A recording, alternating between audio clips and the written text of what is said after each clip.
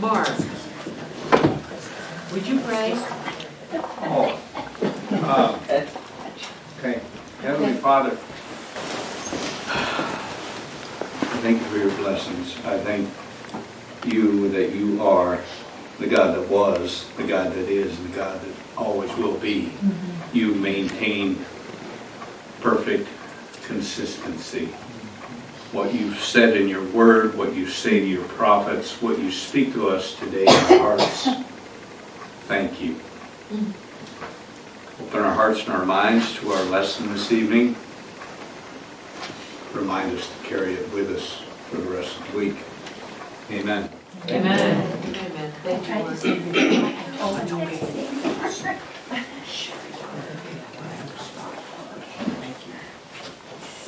Okay, we are going to 1Kings, first chapter tonight. A couple of weeks ago, we concluded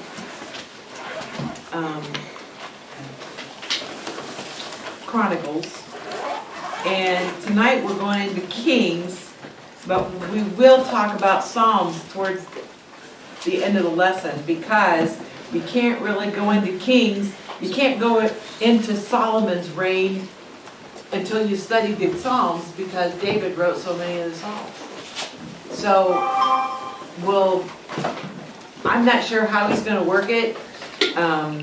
But for those of you who, this is your first time here, I'm not the normal teacher. Scott's the normal teacher. But he's helping them launch the middle school youth. So, we're going to look at 1Kings tonight, chapters 1 and 2 at least.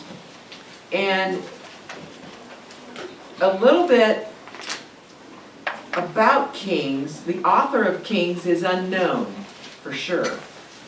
The Jewish tradition has assigned the book to Jeremiah the prophet. And that's mostly because there is a strong resemblance between the language and style of Kings and that of the book of Jeremiah. Chronicles, that we touched on a couple weeks ago, was written after the exile was written from, and it was written from a priestly point of view in the Jewish tradition. So the Jewish tradition assigns it, Chronicles, to Ezra, because he was a priest scribe, and there is also a strong resemblance in that language of the style of Chronicles and the book of Ezra. So that's who is the Jewish tradition assigned it to him. So let's go on, reminding you that in the Hebrew work, there is no first king and second king. It's just kings. We split that up later. Somebody thought they had a better idea. Kind of like Ford. I'm sorry. Would someone like to read verses 1 through 4 of 1Kings chapter 1?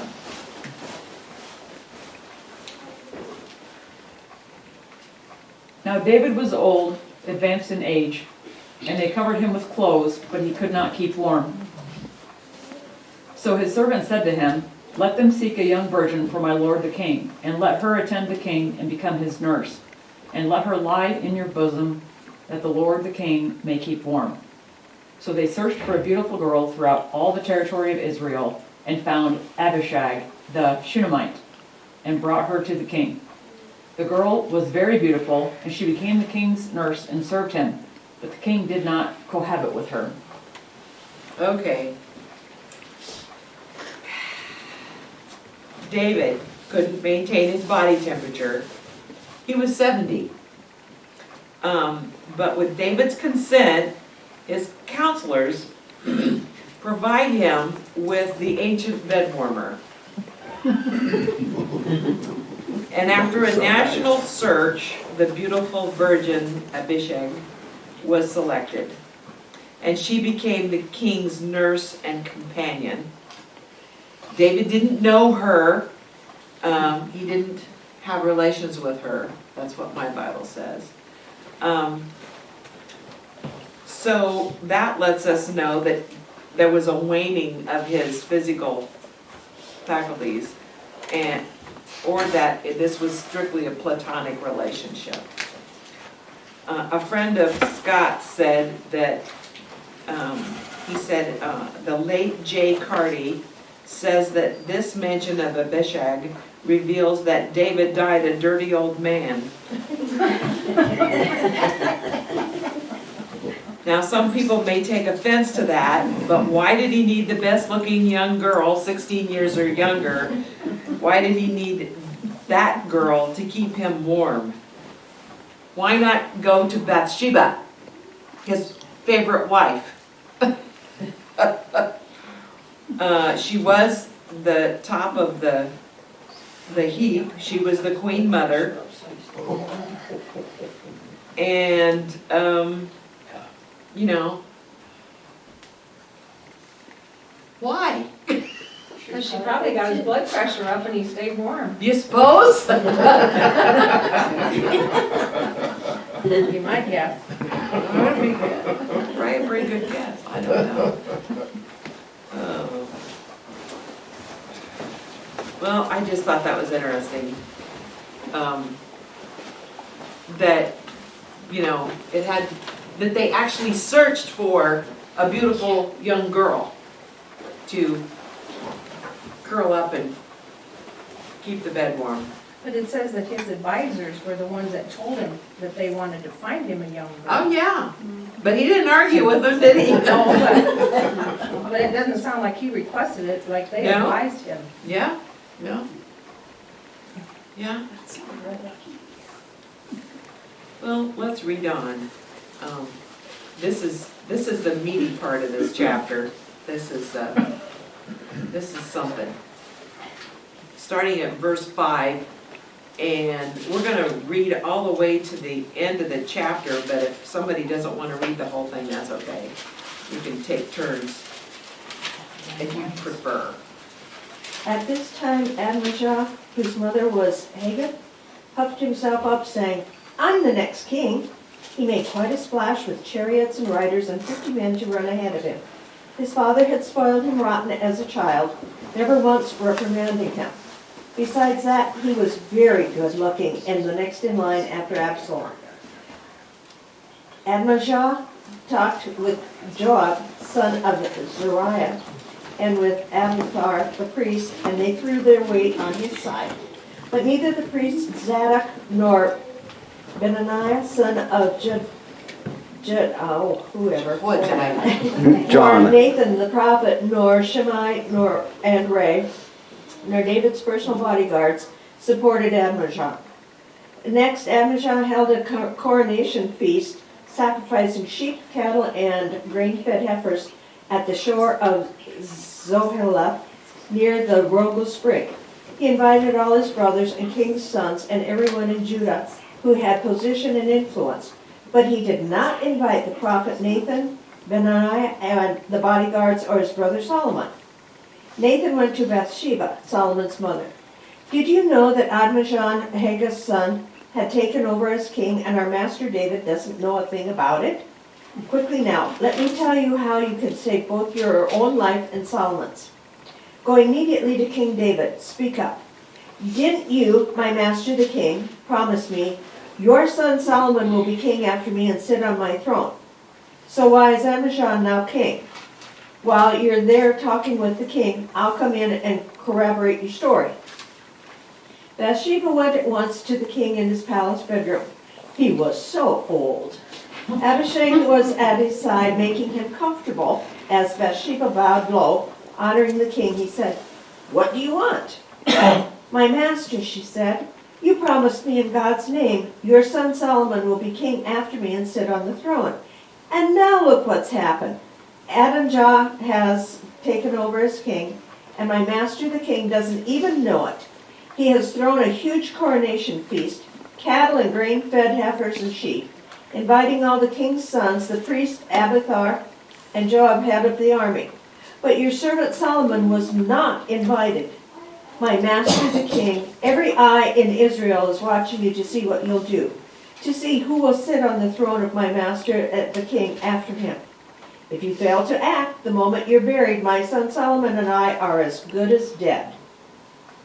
Abruptly, while she was telling the king all this, Nathan the prophet came in and was announced. Nathan the prophet is here. He came before the king, honoring him by bowing deeply, his face touching the ground. My master the king, Nathan began, did you say Adonijah would be king after me and sit on my throne? Because that's what's happening. He's thrown a huge coronation feast, cattle, grain, fed heifers, sheep, inviting all the king's sons, the army officer, and Abiathar the priest. They're having a grand time, eating and drinking and shouting, "Long live King Adonijah!" But I wasn't invited, nor was the priest Zadok, nor Benaniah, son of whomever, nor your servant Solomon.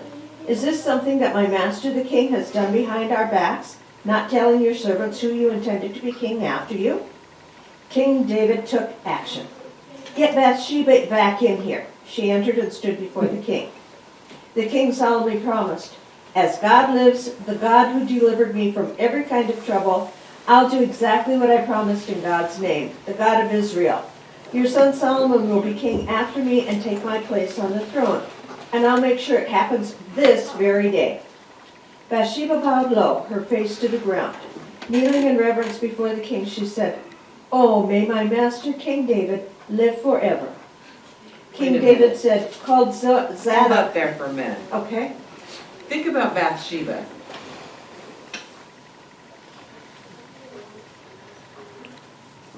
What was she realizing if this happened? She was gone. Cold.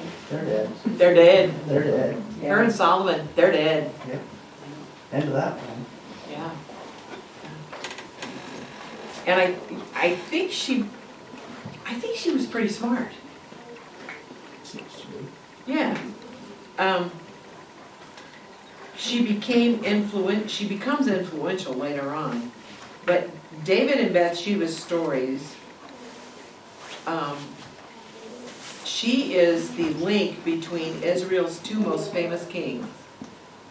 She was the lover and wife of one and became queen, and she was mother to the other one, Solomon. Her adultery with David almost brought an end to the family through which God planned to physically enter his world. Out of the ashes of that sin, however, God brought good, because eventually Jesus was the salvation of mankind, and he was born to a descendant of David and Bathsheba. I love how God works. You know, we see time after time in the Old Testament how God brings in an outsider to be in the line of Jesus. Mm-hmm. That redemption, just like he grafted us in. Now, there's a new necklace in Jerusalem, and I brought it back for a couple people, but I didn't bring one back for myself. I don't know why I didn't do that, but it's the menorah with the Jesus fish under it. And they call it the grafted in necklace, which I think is pretty cool. Okay, I just had to think about Bathsheba a little bit and her position.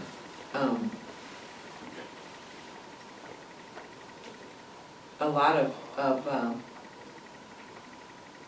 stuff going on right there. I mean, this had to be happening really fast.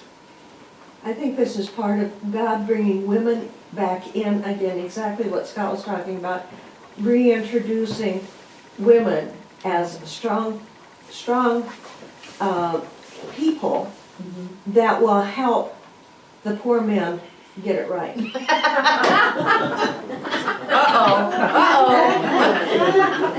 Bob's shaking his head. So what are you trying to say, Rhonda? You always tell Rhonda, but you can't tell her much. Nathan Taylor You know do what it. though? Let Nathan Taylor do it. Yes, you. Have you ever been to the Mammoth site? They found several. They're all male. Oh, They're walking along, well, let's see what's in here. Ah! The next one One comes after along, the says, other. Fred, where'd you go? Ah! The women come up and they're like, And, no female, yeah. only male. in the, So far. in the mammoth site, huh? Yeah. Oh, we darn. What about, they're all men. Well, We ain't that right. I have a Maybe they haven't found the hole yet Baron that the women gelding fell in story. beforehand. I have a Baron gelding story that would refute that. Oh. But then maybe not. I don't know. Rabbit hole. Oh, yeah, that was a rabbit hole. We won't go down there. Okay, let's go on, starting at verse 28. I was past that. Yeah, we were at the- It's 32. 32. Yeah. Really? Yeah. Well, She was man. cruising along. I want you to get the story. Pretty well. Okay, 32 then. King David said, called Zadok the priest, Nathan the prophet, and Benaniah son of that guy. They came to the king. Then he ordered, gather my servants, then mount my son Solomon on my royal mule, and lead him in procession down to Gibeon, my fault. When you get there, Zadok the priest and Nathan the prophet will anoint him king over Israel. Then blow the ram's horn trumpet and shout, long live King Solomon! You will then accompany him as he enters and takes his place on my throne, succeeding me as king. I have named him ruler over Israel and Judah. Benaniah, son of Jay, back the king. Yes, and go God, the God of my master the king. Confirm it. Just as God has been with my master the king, may he also be with Solomon and make his rule even greater than that of my master King David. Then Zadok the priest, Nathan the prophet, Benaniah the son of Jay, and the king's personal bodyguard, the K and Pelethites, those guys, Kerethites. went down, mounted Solomon on King David's mule, and paraded with him to Gibeon. Zadok the priest brought a flask of oil from the sanctuary and anointed Solomon. They blew the ram's horn trumpet, and everyone shouted, long live King Solomon! Everyone joined the fanfare, the band playing and the people singing, the very earth reverberating to the sound. Adonijah and his retinue of guests were just finishing their coronation feast when they heard it. When Joab heard the blast of the ram's horn trumpet, he said, what's going on here? What's all this uproar? Suddenly, in the midst of the questioning, Jonathan, son of Abiathar, the priest, showed up. And Adonijah said, welcome, a brave and good man like you must have good news. But Jonathan answered, hardly. Our master King David has just made Solomon the king. And the king had surrounded him with Zadok the priest, Nathan the prophet, Benijah, son of Jay, with the K's and P's, and they've mounted Solomon on the royal mule. Zadok the priest and Nathan the prophet have anointed him king of Gihon, and the parade is headed up this way singing a great fanfare. The city is rocking. That's what you're hearing. Here's the crowning touch. Solomon is seated on the throne of the kingdom, and that's not all. The king's servants have come to give their blessing to our master King David, saying, God make Solomon's name even more honored than yours, and make his rule greater than yours. On his deathbed, the king worshiped God and prayed, blessed be God, Israel's God, who has provided a successor to my throne, and I've lived to see it. Panicked, Adonijah's guests got out of there, scattering every which way. But Adonijah himself, afraid for his life because of Solomon, fled to the sanctuary and grabbed the horns of the altar. Solomon was told, Adonijah, fearful of King Solomon, has taken sanctuary and seized the horns of the altar, and is saying, I'm not leaving until King Solomon promises that he won't kill me. Solomon then said, if he proves to be a man of honor, not a hair of his head will be hurt. But if there is evil in him, he'll die. Solomon summoned him, and they brought him from the altar. Adonijah came and bowed down, honoring the king. Solomon dismissed him. Go home. Remember that. Doesn't this sound familiar? Yeah, As in, here we are again. yeah, yeah. Well, does it surprise you that David sent Solomon a mule? Do you know why? Telling. Yeah, Mhm. foretelling of the mule. No, mule is Mhm. peaceful. Under the city. It's not warlike. It was The actually- horse is warlike. It was actually David's mule, and they rode mules, and Right. they were the favored steed, evidently, which I didn't really know.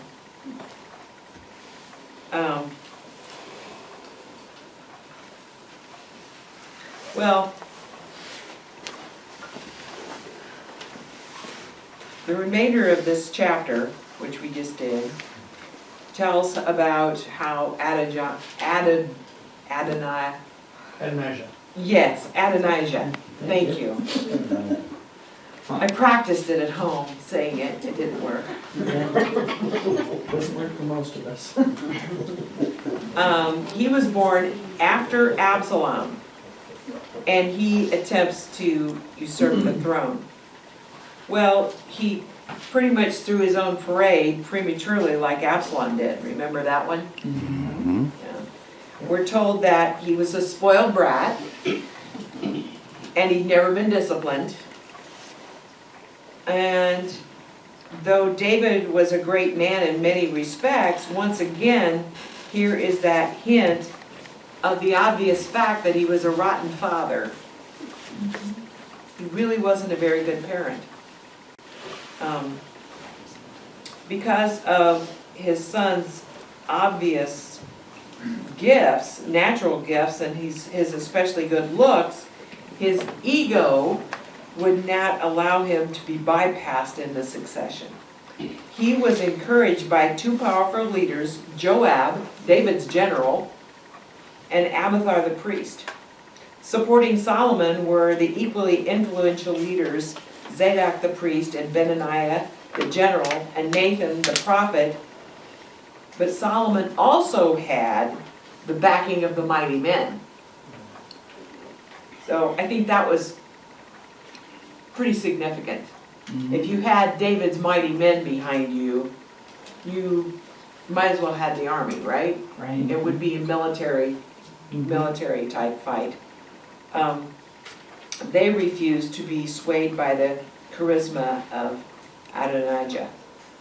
And he eventually bows to Solomon, and he went home with his tail between his legs. He was cunning. What else are you getting from this guy, this personality of this young man? Anything? He's pretty proud of himself. Yeah. You know, pretty proud of himself, overconfident, really. You know, I can go ahead and grab it and I'll be great and wonderful, regardless of what you think. What do you think his plans for Solomon were? Yeah, Nothing good. yeah. Because that's what he expected for himself. Yeah. Fear hit him. He's like, oh, is he thinking like I'm thinking? I think he also was banking on the fact that David would be weak again, just like he was with Absalom. Yeah. Yeah, probably. Well, let's go ahead and read some more in Kings, and we're going to go to chapter 2 and go to about 12. Amy, can I ask what Rhonda meant when she talked about how this relates to today? Oh, yeah, go Oh, ahead. yeah. I just, what I was thinking was the fact that someone has come in and grabbed the throne, even The though, altar, yeah. yeah, you know, Or to the as in altar. grabbed the presidency, even though it may not have been the people, it just, as he did, get the right people around behind you, the mighty men, get all of that going for you, and then regardless of what anybody else says, you've got that position. So that's what I was thinking about. Here we are again, in that same situation, not in quotes being named the king, but assuming the position of king. Okay. Did that help, Dawn? Sure, okay, thanks. Okay, let's read verses 1 through 12 of the second chapter. David's final instructions to Solomon. As the time of King David's death approached, he gave this charge to his son Solomon. I'm going where everyone on earth must someday go. Take courage and be a man. Observe the requirements of the Lord your God. Whoops. And I can't get it to stop. It stopped. It happens. If you want to read, just raise your hand, Bruce. Okay, you want to start over? Because now I'm lost. Okay, I'll start again. As the time of King David's death approached, he gave this charge to his son Solomon. I am going where everyone on earth must someday go. Take courage and be a man. Observe the requirements of the Lord your God and follow all his ways. Keep the decrees, commands, regulations, and laws written in the law of Moses, so that you will be successful in all that you do and wherever you go. If you do this, then the Lord will keep the promise he made to me. He told me, if your descendants live as they should and follow me faithfully with all their heart and soul, one of them will always sit on the throne of Israel. And there is something else. You know what Joab, son of Zeruiah, did to me when he murdered my 2 army commanders, Abner, son of Ner, and Amasa, son of Jether. He pretended that it was an act of war, but it was done in a time of peace, staining his belt and sandals with innocent blood. Do with him what you think best, but don't let him grow old and go into his grave in peace. Be kind to the sons of Barzillai of Gilead. Make them permanent guests at your table, for they took care of me when I fled from your brother Absalom. And remember Shemuel, son of Gera, the man from Bahurim in Benjamin. He cursed me with a terrible curse as I was fleeing to Mahanaim. When he came down to meet me at the Jordan River, I swore by the Lord that I would not kill him, but that oath does not make him innocent. You are a wise man, and you will know how to arrange a bloody death for him. Wow. Yeah. Then David died and was buried with his ancestors in the city of David. David had reigned over Israel for 40 years, 7 of them in Hebron and 33 in Jerusalem. Solomon became king and sat on the throne of David his father, and his kingdom was firmly established. So was he 70 when he died then? How old was he when he died? Evidently. Well, the great national convention drained the last bit of strength from David.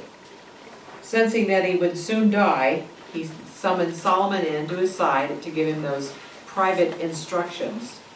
The obligations that David neglected to fill or had promised to fulfill, he placed on Solomon. And then shortly after David's final instructions to Solomon, he lay down with his fathers, or he died. David was buried in the city of David. The total length of David's reign was 40 years. And it's evidently, you can see that there a tomb today there that is called Kiver David HaMelech. And the Melech is the word for king. We did not see that when we were there, but it is believed to be the burial site. Not certain. Did you guys see it? Did you see that? Yeah, Where is it? in the city of David. Okay, that's what. Good answer, That's what we figured. Good answer. It's actually a pretty sophisticated. You can go in. You don't see a coffin or anything, but there are all kinds of books and artifacts in there. It was very interesting. So. Well, I thought it was interesting that he left Solomon to clean up, to kind of clean things up that he'd left undone. Well, I think it was interesting that he said, you have someone kill him. You don't do it, but you Yeah. find somebody to do it for you. Yeah. Well, especially after God had already kind of corrected David when he wanted to build the temple. Mhm. And God said, now you got too much blood on your hands, we'll let Solomon do that. Yeah, So, yeah, So Solomon yeah. do a bloody killing. I always kind of wondered about his and Joab's relationship. Weird. Tell me why you think it was weird. He should have taken Joab out a long time ago. Joab did things that, yeah, evil things, exactly. But he didn't have the chutzpah. You know, Everybody else, huh? he would do all these other things, but He let Joab get away with murder. yes, Yes. literally. Of course, so did he get away with murder. Right. But I don't know. He screwed up with that one. That's all I can say. He should have taken Joab out. At least fired the man.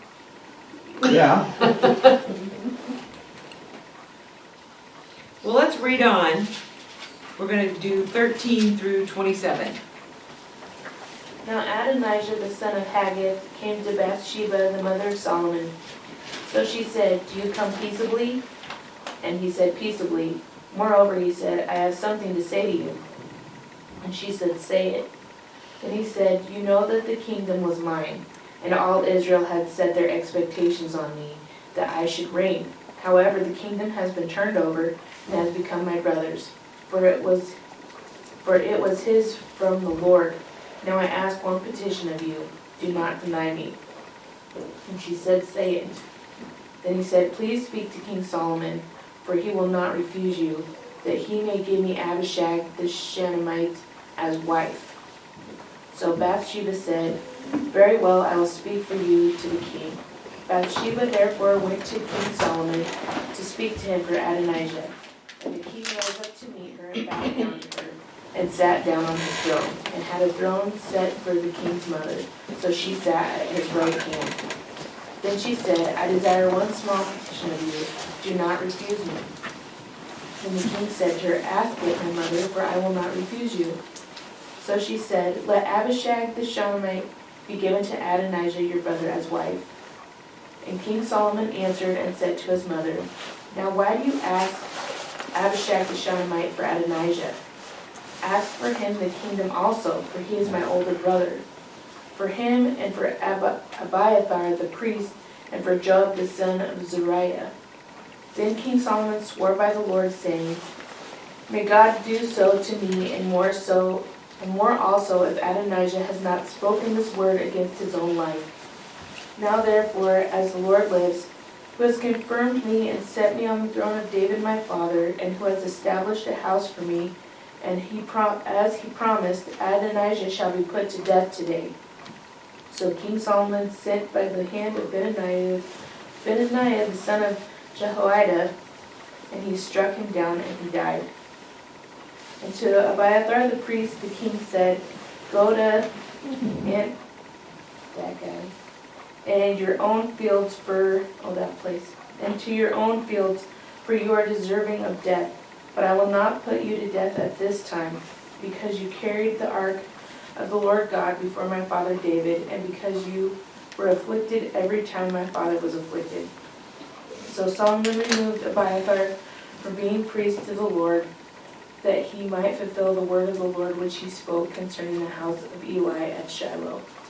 Okay. So Adonijah attempted to lay the groundwork for another coup by taking one of the wives. And he played on the sympathies of Bathsheba. She was the most powerful woman in the land at that point. right. Because her son wasn't married. Solomon wasn't married at this point, evidently. So she was the queen mother. She was, powerful. And do you think she just didn't see it, I don't know. what he was up to? We just said, y'all said, I think Bathsheba was a smart woman. Well, she wasn't very smart if she didn't see that substitute. Yeah. Or she had it in for, wanted to finish Adonijah off. Right, exactly. Oh! Oh! I like it! Yeah. Okay, so And she got the how priest better fired, too. to totally eliminate Exactly. this potential threat? Immediately, yeah. than- Because, I mean, we're talking her throne too. So, Yeah. yeah, I like that. Yeah, She's smart. she was smart. Well, Solomon exploded Yeah. when he heard the request. And taking possession of a wife or harem of a deceased king was equivalent to a claim to the throne. So Remember when, what's his name, the first son, slept with all David's wives up on the roof? Yes, See, yes, I got 'em all. Absalom. I picked all Absalom. this. Yeah, Same thing, right? yep, Huh. yep, same thing. Poor women.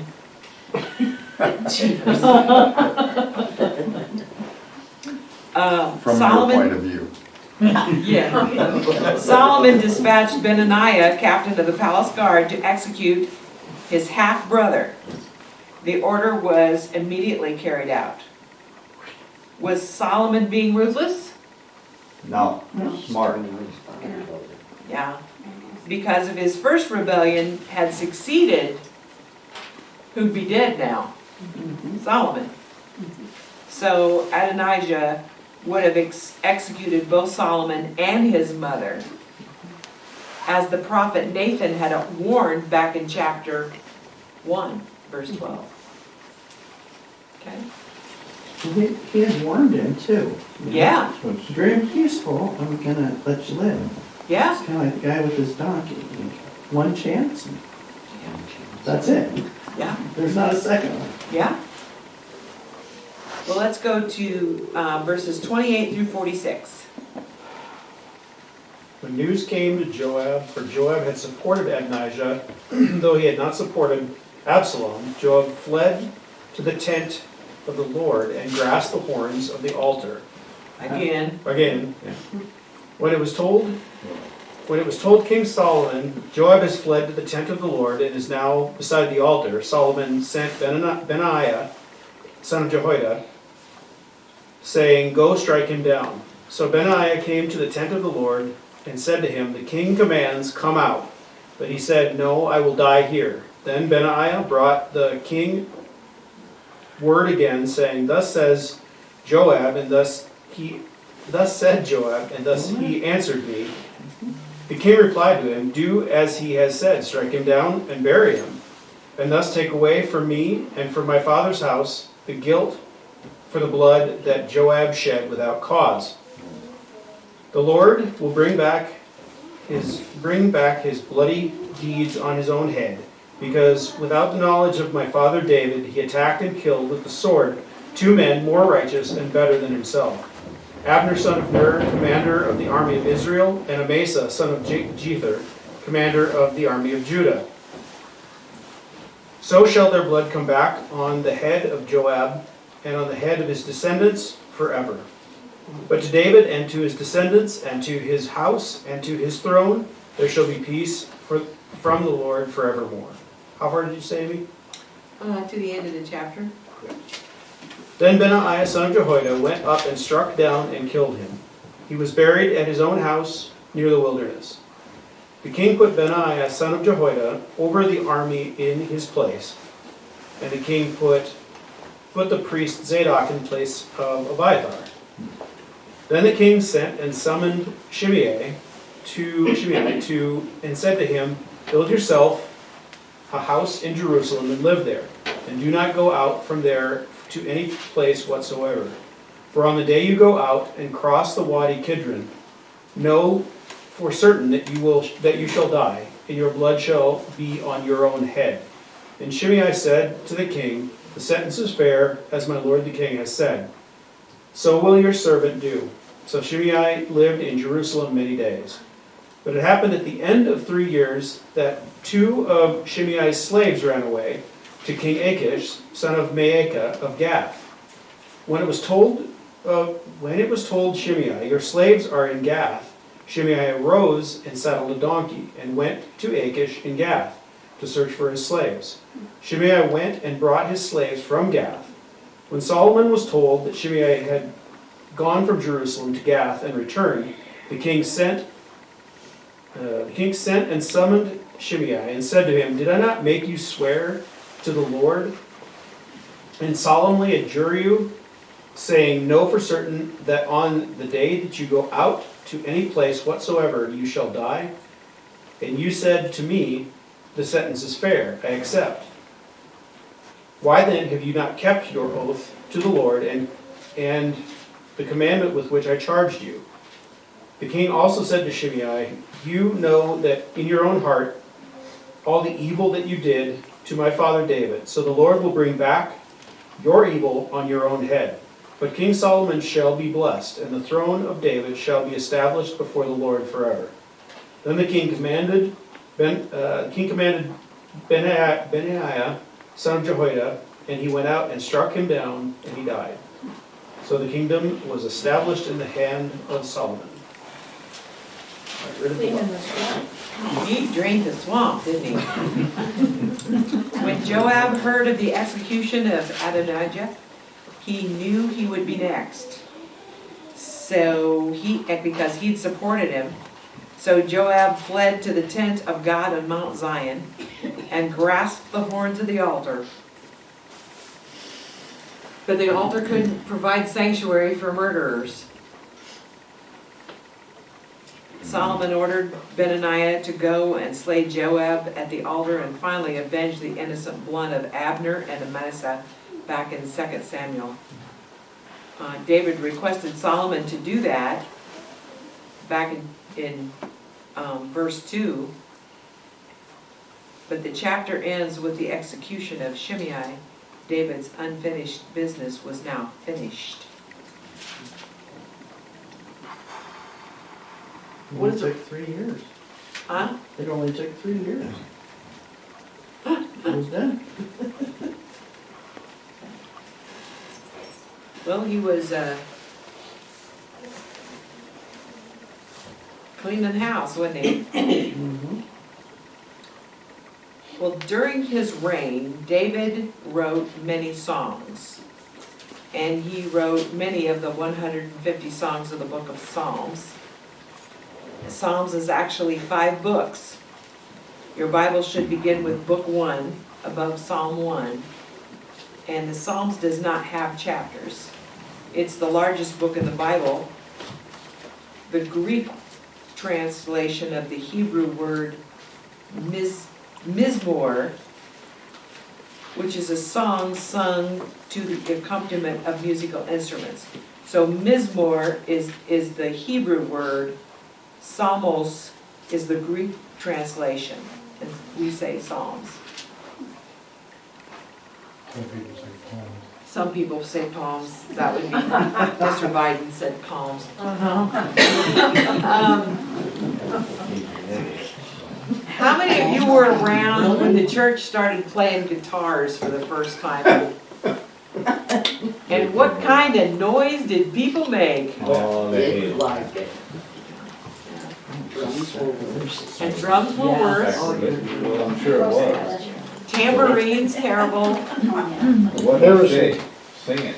Huh? That's what David said all the time. Play music. Make music, make music. Yeah, yeah. And how was it defended? Do you remember how did you defend it, or how was it defended for you? Those of you who played? With psalms. Stringed instruments. You used the Psalms? Made the singing a whole lot more fun than the drudgery it was. Treachery. There. Joyful noise unto the Lord. Became It was compared to the string instruments talked about in the Bible. Yeah. There's a whole bunch more guitarists than there are people who can play a pipe organ. Yeah. That's true. Yeah. That is true. That is true.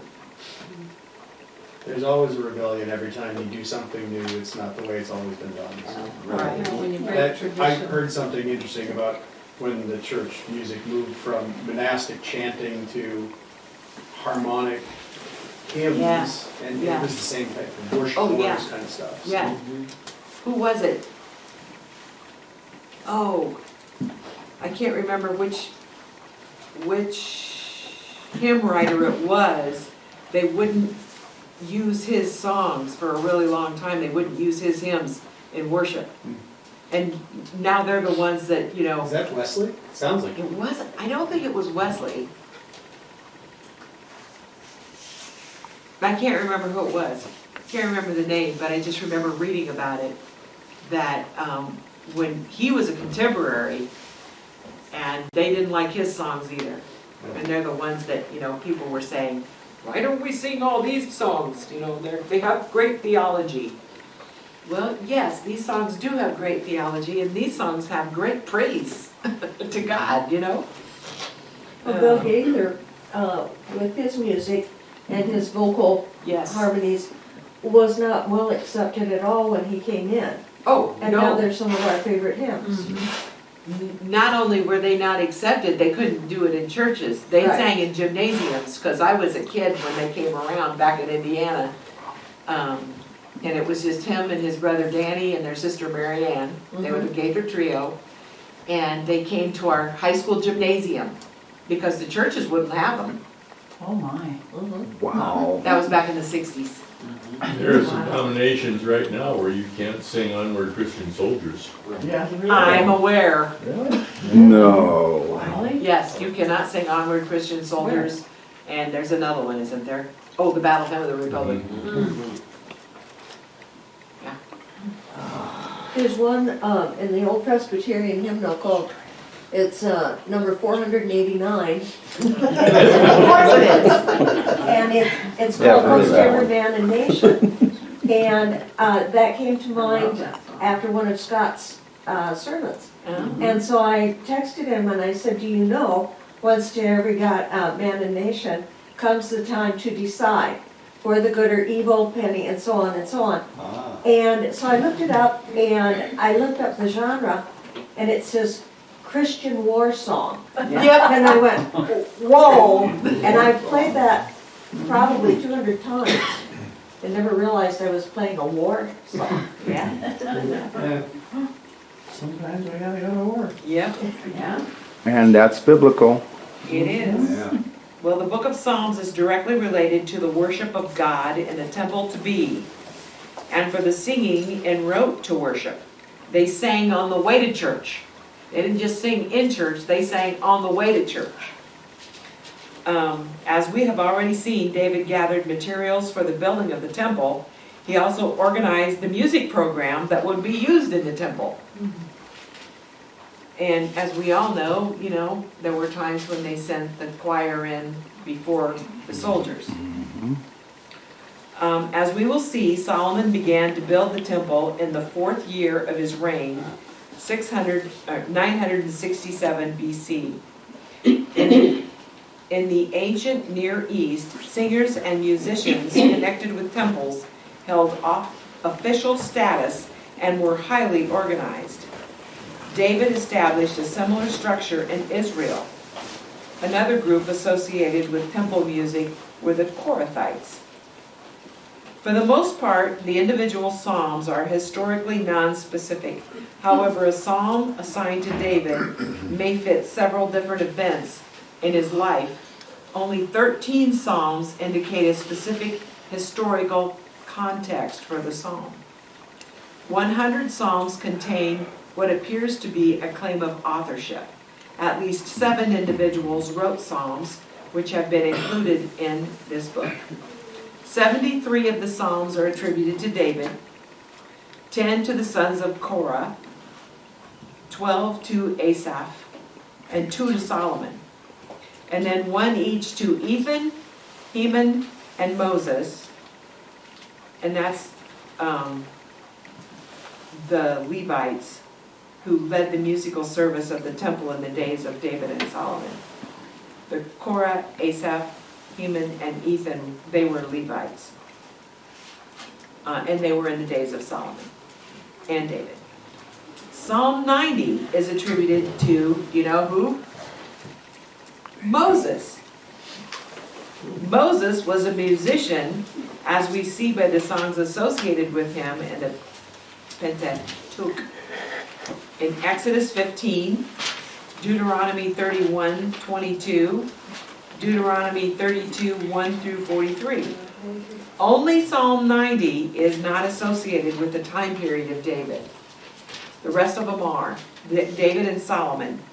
50 psalms are anonymous, and probably a good portion of the anonymous psalms were also written by David. David's skills as a musician are documented in the Old Testament. In his youth, he was known as a skillful player on the harp. Remember, that was our introduction to him, because he played for Saul. King Saul.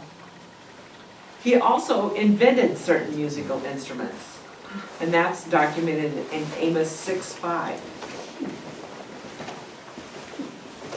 Somebody should look that up. Amos 6:5 and read it.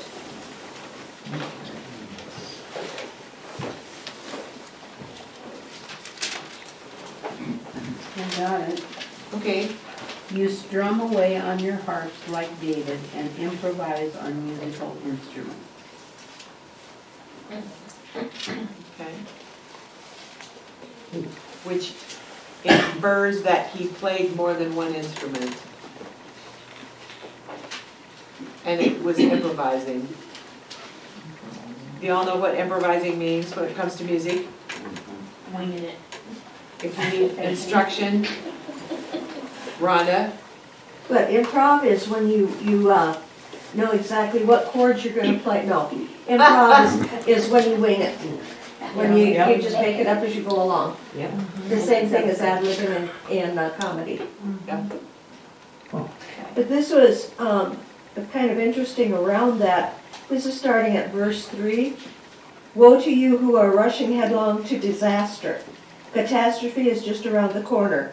Woe to those who live in luxury and expect everyone else to serve them.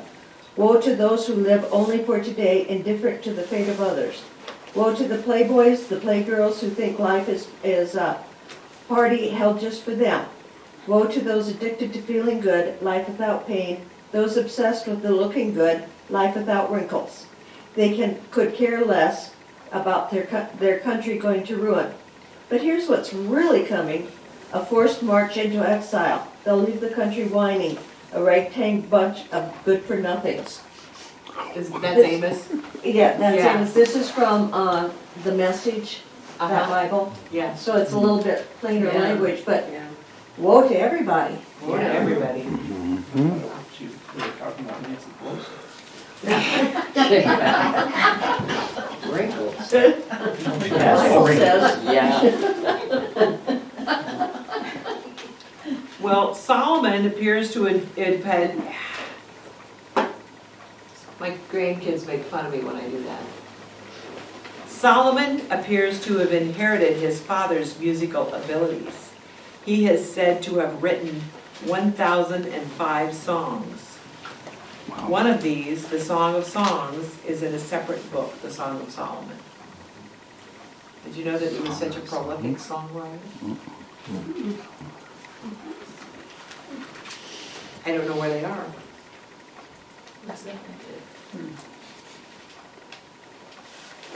So, looks like Solomon's off to a good start.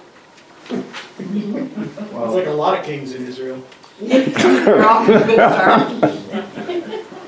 Good start, but whew. And you know, if you think about it, that's a lot of times the way any ruler goes. They're either off to a good start. Well, we'd have to say that probably our current president, Not so much. he's off to a good start for some people. Immigrants? He's doing what he promised he'd do. Yeah. He's paying back the people who didn't vote for him. And everybody's gonna pay. Pray for him. We need to pray for him. Yes, we do. He's not a president who would win any election. He is not being a president. You're right. Any other insights you thought of about Solomon?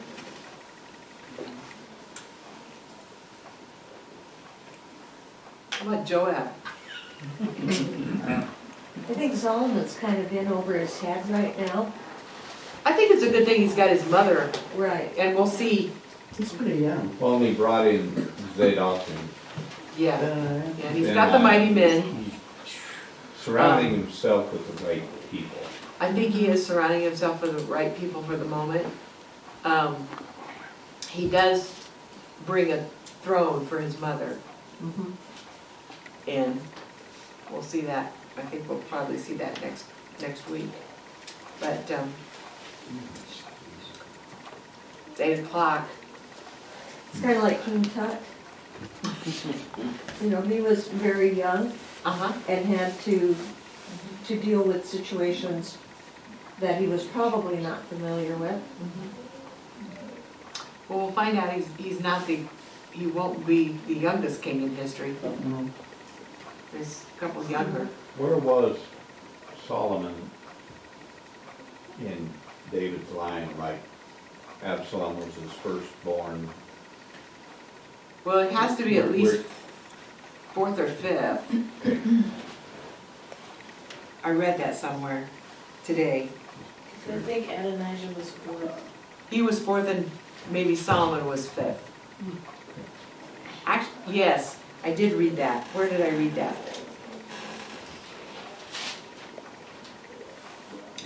Put that in your cheater Bible there. Huh? One of the footnotes in your cheater Bible. Yeah, I got a lot of footnotes in his cheater Bible. I don't carry it very often because it's so heavy. And even the pages are real thin.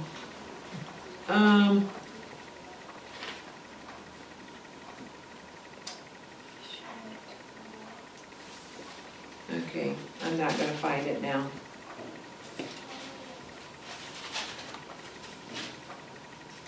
But yeah, he was like 5th in line. And there was another one mentioned that we only heard about once. His Daniel. They had a brother Daniel, but he's only mentioned once. So they're kind of assuming maybe he died by this time.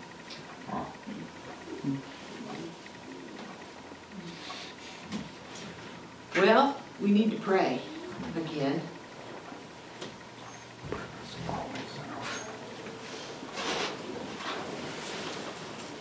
Looking at me, Amy, you want me to pray? Huh? You're looking at me, it looks like. Kinda. Heavenly Father, we thank you for this evening, and we just look at David, and we kind of see a lot of ourselves in him, and we just thank you that you gave us his story, because it gives us courage too, that here's a fellow that is loved by you and yet still makes mistakes. And so we know that there's still a place for us as well, and that you'll love us no matter what. And there's always room to ask for forgiveness, and you will take us back in. So thank you for that, Lord, and just thank you for this time together as friends, and thank you for loving us. And we love you too. It's in your Son's name we pray. Amen. For those of you who were here last week and heard Christian speak, Yeah. he mentioned that he had put a video online Yes. in YouTube. The video has now had 130,000 views. Anybody interested in singing, let me know.